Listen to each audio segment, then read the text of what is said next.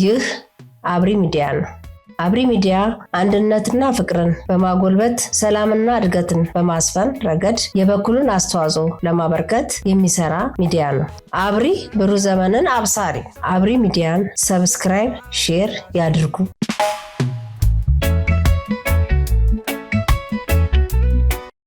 ሰላም ጤና ይስጥልኝ።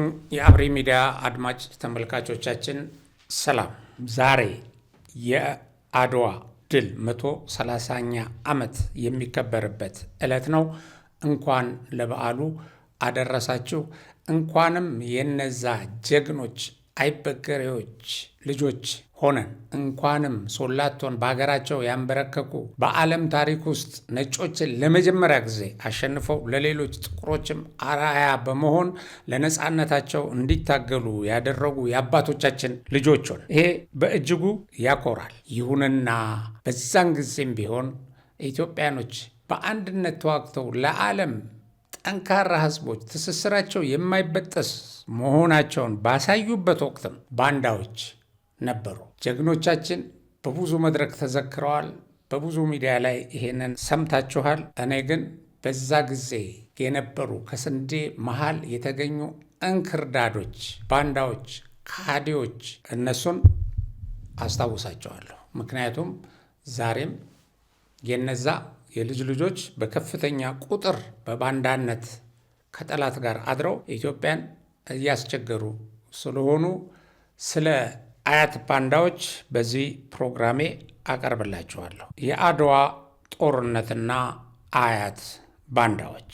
የአድዋ ጦርነት በ3 ምዕራፍ ተከፍሎ የተካሄደ እንደነበር ይታወቃል። የመጀመሪያው ምዕራፍ አምባላጄ ላይ የተካሄደው ጦርነት ሲሆን ሁለተኛው መቀሌ እንዳ ኢየሱስ ተራራ ላይ የተካሄደው ጦርነት ነው። ሶስተኛውና የመጨረሻው ወሳኝ ድል ያረጋገጠው ከባዱ ጦርነት የተካሄደው ደግሞ በአድዋ ተራሮች አሻሾ፣ ራእዮና ሰማያት በሚባሉ ተራሮች ላይ ነበረ። የአድዋ ጦርነት አንዱ አካል በሆነው የአምባላጄ ውጊያ ላይ የተሰለፈው የጣሊያኑ ጦር ዋና አዛዥ ጄኔራል ቶዚሊ የሚባል ሲሆን እጅግ ስትራቴጂክ የሆኑ የአምባላጌ ኮረብቶች ላይ ጠንካራ ምሽግ በመቆፈር ለውጊያ ተዘጋጅቶ ነበር። የጣሊያን ጦር ዋና አዛዥ ጄኔራል ቶዚሊ ከሚመራው የጣሊያን ጦር ግራ በኩል የተሰለፈው ሼህ ጧላህ የሚባል ኢትዮጵያዊ ባንዳ ሲሆን በዚህ ባንዳ ስር ከ350 በላይ የሆኑ ተዋጊዎች ታጥቀው ወይም በዘመናዊ ትጥቅ ተደራጅተው በምሽግ ውስጥ ይጠባበቃሉ። 350 ወታደሮችን ይዘው በዘመናዊ ትጥቅ ተደራጅቶ የገዛ ወገኑን ሊወጋ የተዘጋጀው የቶዚሊ የባንዳ ጦር ብቻ አይደለም። በግራ በኩል ደግሞ ራስ ስብሃት የሚባል ሌላ ባንዳ የሚመራው እንዲሁ 350 የባንዳ ጦር ተሰልፎ እንደነበር ታሪክ ጸሐፊዎች ያረጋግጣሉ። እንግዲህ የኢጣሊያኑ ጦር በእነዚህ መካከል ሆኖ ነው የኢትዮጵያውያኑን ግስጋሴ ሊገታ አምባላጄ ላይ የመሸገው። የራስ መኮንን ጦር በስፍራው እንደደረሰ መጀመሪያ የወሰደው እርምጃ ለቶዚሊ ደብዳቤ በመጻፍ እዚህ ድረስ ለውጊያ ብንመጣም ካንተም ከኔም ወገን ሰው እንዳያልቅብን ችግሩን በሰላም ብንፈታው ይበጃል። አሁንም መሬቴን ለቀህ ከሄድክልኝ ውጊያ ከፍቼ ከኔም ካንተም ወገን ሰው እንዲሞት የማደርግበት ምክንያት የለምና ቶሎ ብለህ ቦታውን ለቀህ ውጣልኝ የሚል መልእክት ሰደውለት እንደነበረ ይነገራል። ይሁንና ቶዚሊ በእብሪት የተደረገለትን የሰላም ጥሪ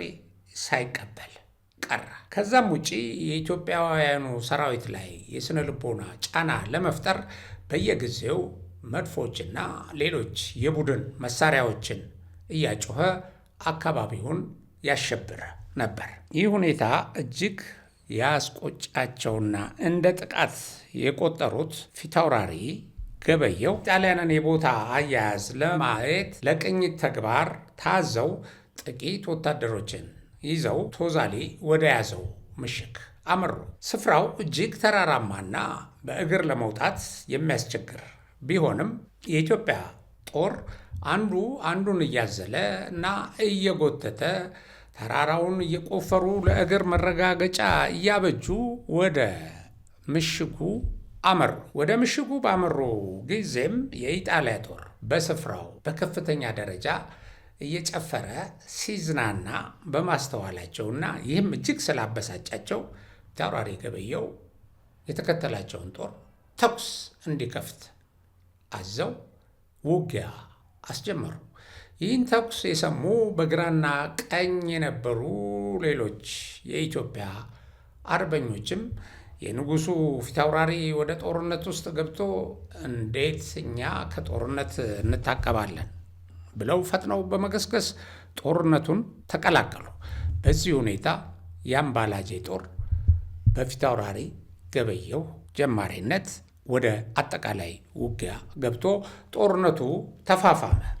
በዚህ ጦርነት የኢጣሊያን ጦር በከፍተኛ ደረጃ ሲተኩስ ቆይቶ ጥይት በመጨረሱ ለጨበጣ ውጊያ ተጋበዘ።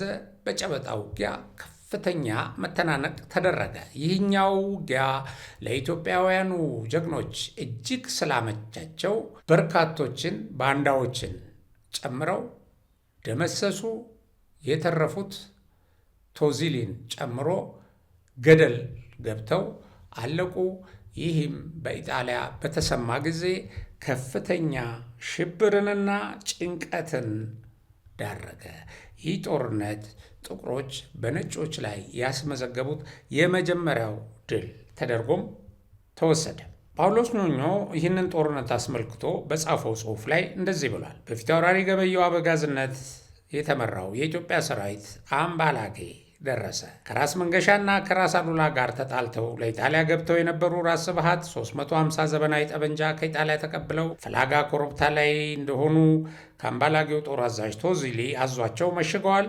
በስተቀኝ በመቶ አለቃ ቮሊቺፒሊ የሚመራ ጦር፣ በሱ ጎን ደግሞ ቶጎራ ኮረብታ ላይ ከኢትዮጵያ ከርቶ ለኢጣሊያ የገባው ሼህ ጧላ 350 ዘመናዊ ጦር ይዞ እንዲሁ ለኢጣሊያ ጦር ሊወጋ መሽጓል። ይህንን መረጃ ያገኙት የኢትዮጵያ ሰራዊት አዛዦች አሰላለፋቸውን በዚሁ መሰረት አድርገው ወደ ጦርነት እንደገቡና አንጸባራቂ ድል እንዳስመዘገቡ ጽፏል ጳውሎስ ኞኞ።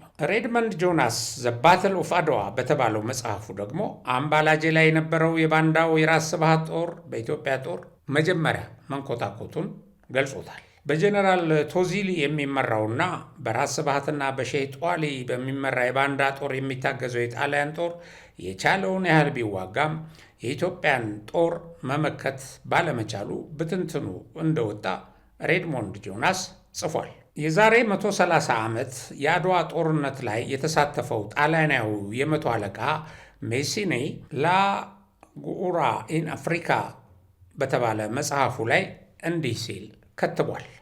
ወደ ኢትዮጵያ ከመሄዴ በፊት 2 አውደ ውጊያዎች ላይ ተሳትፌያለሁ በተለያዩ ሀገሮች። በሁሉም ውጊያዎች የእኛን ጦር የሚፈሩ እኛንም የሚያከብሩ ለእኛም የሚገዙ ዜጎች በርካቶች እንደነበሩ አይቻለሁ። ወደ ኢትዮጵያ ስንገባ ግን ያጋጠመን የተለየ ነገር ነው። ኢትዮጵያውያን የተለዩ ሕዝቦች ናቸው። በሀገራቸው ላይ መደራደር የሚባል ነገር አያውቁም። ብዙዎቹን በተለያየ ጥቅማጥቅም ለመያዝ ብናስብም አንዳንዶች ብቻ በጣም ጥቂቶች እሺ ሲሉን፣ ሌሎቹ ግን በፍጹም አይቀበሉም ነበር። ለመጀመሪያ በተሰለፍኩበት የአምባላጄ ውጊያ ኢትዮጵያውያን ያደረጉት ገድል ለመጻፍም ለመናገርም ይከብዳል። የመድፍ ጥይት እንደ ዝናብ እያዘነብንባቸው ምንም ሳይመስላቸው በተለየ ወኔ ከኛ ጋር ያደረጉት ጦርነት መቼም የሚረሳኝ አይደለም። ከሁሉም የሚገርመኝ ወገናቸው እየወደቀ በዓይናቸው እያዩ ወደኋላ ከመመለስ ይልቅ ወደፊት ሲገሰግሱ ለተመለከታቸው ለሀገራቸው ያላቸውን ጥልቅ ፍቅር የሚያሳይ ነበር። አምባላጌ ላይ ድልን ጠብቀን የነበረ ቢሆንም የማይበገሩት የኢትዮጵያ አርበኞች ገበሬዎች በሚያስገርም ብቃት አሸነፉን። የአምባላጌውን ሽንፈት ተቀብለን መቀሌ ላይ ልዩ የተባለውን ስልት ይዘን ጠበቅናቸው። ኢትዮጵያውያን በዛ የጦርነት አውድ በባዶ እግራቸው ሲሄዱ እኛ ጫማ ያደረግነው እንደነሱ አንራመድም ነበር። ይህንን ነገር ተመልክተን መቀሌ ላይ መንገዱን በጠርሙስና በብርጭቆ አጥረን ያዝ ነው። አለባበሳቸውም ያን ያህል ስለነበር በእሾህ ያጠርነውንና ከበባ ያደረግነውን ያልፋሉ የሚል ግምት አልነበረንም። መቀሌ ላይ ድሉ በፍጹም የኛ እንደሚሆን እርግጠኞች ነበር። አመራሮቻችንም ለጦሩ ድሉ የኛ እንደሚሆን ሲናገሩ በሙሉ ልብ ነበር። የመቀሌው ውጊያ ሲጀመር ግን በዓይኔ ያየሁት አስገረመኝ። የኢትዮጵያውያኑ ወኔ አስደነቀኝ። ስለ እነዚህ ሰዎች አስገራሚነት ሌላ ሰው ቢነግረኝ ኖሮ አላምንም ነበር። በመቀሌው ውጊያ ድሉ የኛ መሆኑን ብናውቅም ጦርነቶች ላይ ግን ነገሮች ተለዋወጡ። በሾህና በጠርሙስ ያጠርነውን ኢትዮጵያውያን ጋሻቸውን እያነጠፉ ሲሄዱበት ስንመለከት በጣም ተገረምን። የማይበገሩ መሆናቸውን ስናቅ ለእኛ መጥፎ ሽንፈት ሳይመጣ በፊት መነጋገር እንዳለብን ተገነዘብኩ። እየተሸነፍን ኢትዮጵያውያን ድል እያደረጉን መሆናቸውን የተመለከቱት የበላይ አዛዦቻችን ሽንፈቱን መቀበል ቢያቅታቸውም ኢትዮጵያውያን በሚያስገርም ብቃት አንገታችንን እያስደፉ እያሸነፉን መጡ። ኢትዮጵያውያን ሲዋጉ ይፎክራሉ፣ ያቅራራሉ። ወኔያቸው የተለየ ነው። አንዱ ሲወድቅ ሌላኛው መሳሪያውን ተቀብሎ በእልህ ይገሰግሳል። ከኔ ጋር የነበረው መድፈኛ ወታደር በዚህ ሁኔታ ታሪካችን እንደሚበላሽ ነው ብሎ ሲነግረኝ እኔም ተረዳሁት። መቀሌ ድል ያደረጉትን ኢትዮጵያውያንን አድዋ ላይ ልንበቀላቸው አፈገፈግን። በአድዋ ጦርነት ላይ የመጨረሻ ትንቅንቅ አድርገን ማሸነፍ እንዳለብን ተዘጋጅተን ገባን። በኋላ ግን ነገሮች ተለዋወጡ። ኢትዮጵያውያን እየገሰገሱ መጡ። አምባላጄ ላይ ያደረጉትን መቀሌ ላይ እንደደገሙት ሁሉ አድዋ ላይ ደግመው ኢትዮጵያውያኑ የተለየ ሁኔታ ታሪክ ሰሩ። የነዛ ጀግኖች ታሪክ በትክክል ቢጻፍ ዓለም በልዩ ሁኔታ ይገረምበት ነበር። እኛ መጀመሪያ ከሀገራችን ስንነሳ የተነገረንና በተግባር ያየነው የተለያየ ነው። ኢትዮጵያውያን የተለያዩ ናቸው። ለሀገር ያላቸው ፍቅር፣ ለንጉሳቸው ያላቸው ክብር የተለየ ነው። ከነዚያ ጀግኖች ብዙ ቁም ነገሮችን ተምሬያለሁ። ደግሞ የሚገርመው እኛ የማረክነውን ስናሰቃይ እነሱ ግን በልዩ ክብር መያዛቸው ነው። ብስለታቸውን ተመልክቻለሁ። ኢጣሊያውያን እንደ ኢትዮጵያውያን ወኔ ቢኖረን ኖሮ መላውን አፍሪካ ወር ባልሞላ ጊዜ ውስጥ በወረራ መያዝ በቻልን ነበር። ጀግኖቹ አስገርመውኛል፣ አስደንቀውኛል ብሎ ጽፏል። ለእነዚህ በአድዋ ድል ለወደቁ ጀግኖች ክብር ይገባቸዋል። ክብራቸውም በተለያየ ሁኔታ እንዲዘከር ተደርጓል። የአድዋ ጀግኖችን በመዘከር እንዲታወሱ በማድረግ እጅግ ትልቅ አስተዋጽኦ በማድረግ ረገድ የዶክተር አብይን ያህል ተግባራዊ ያደረገ የለም ይላሉ ፕሮፌሰር ላጲሶ ጌትሌቦ። ፕሮፌሰሩ እንዳሉት እነዚህን የአድዋ ጀግኖች አጼ ምኒልክን ጨምሮ በአንድነት ፓርክ፣ በአድዋ ሙዚየም እና በተለያዩ ቦታዎች ጎልተው እንዲታዩና ትውልዱ ከነሱ እንዲማር በማድረግ ረገድ በዚህ ስርዓት በዚህ መንግስት ትልቅ ተግባር ተፈጽሟል ባይ ናቸው ፕሮፌሰር ላጲሶ። በእርግጥም የአድዋ ሙዚየም ሁሉንም ጀግኖች ከሁሉም ብሔር ብሔረሰቦች የተውጣጡ ሁሉንም ኢትዮጵያውያንን የሚወክሉ እናም ደግሞ በጦርነቱ ላይ ተሳትፈው ጀግንነት የፈጸሙና ኢትዮጵያን ያኮሩ ያስከበሩ ጀግኖች ተዘክረዋል። ይህ ተግባር አንዳንዶቹን አስኮርፏል። በተለይም መሪዎቹ በዚህ ደረጃ ክብር ማግኘታቸውን እንደ ፖለቲካ ኪሳራ ቆጥረው ቅስቀሳ ሲያደርጉ የነበሩ ወገኖች አሉ። ለነገሩ ይህ ኢትዮጵያውያንን በአንድነት እንዲያቆም ሁሉም ብሔር ብሔረሰቦች የአድዋ ታሪክን እንደሚጋሩ በመንገር በታሪካቸው እንዲኮሩ ታሪካቸውን ለማስቀጠል እንዲሰሩ ከአድዋ በወረሱት እሴት አንድ ሆነው እንዲጸኑ፣ አንድ ሆነው እንዲኖሩ፣ አንድ ሆነው አገራቸውን እንዲያስከብሩ፣ አንድ ሆነው አገራቸውን እንዲያበለጽጉ መልእክት የተላለፈበት በርካታ ስራ ተሰርቷል። አድዋ ሙዚየም ውስጥ የተቀመጠው የሁላችንም ታሪክ ነው። ሁላችንንም ይወክላል። ይህንን ላደረጉ ምስጋናችንን እናቀርባለን። ከኛ ይህንን እሴት ወርሰን በዚህ ታሪክ ኮርተን በዚህ ታሪክ አንድነታችንን አስተሳስረን ሀገራችንን ማስከበር ይጠበቅብናል። ከባንዳ አያቶቻችን ባንዳነትን የወረሱ የዘመኑ ባንዳዎች ወደ ልባቸው ወደ ህሊናቸው ወደሚያኮራው ኢትዮጵያዊ ታሪካቸው እንዲመለሱ ጥሪ እናደርጋለን።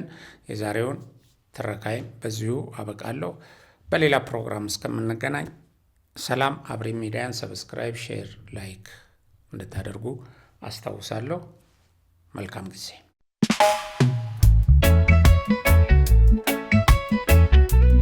ይህ አብሪ ሚዲያ ነው። አብሪ ሚዲያ አንድነትና ፍቅርን በማጎልበት ሰላምና እድገትን በማስፈን ረገድ የበኩሉን አስተዋጽኦ ለማበርከት የሚሰራ ሚዲያ ነው። አብሪ ብሩህ ዘመንን አብሳሪ። አብሪ ሚዲያን ሰብስክራይብ፣ ሼር ያድርጉ።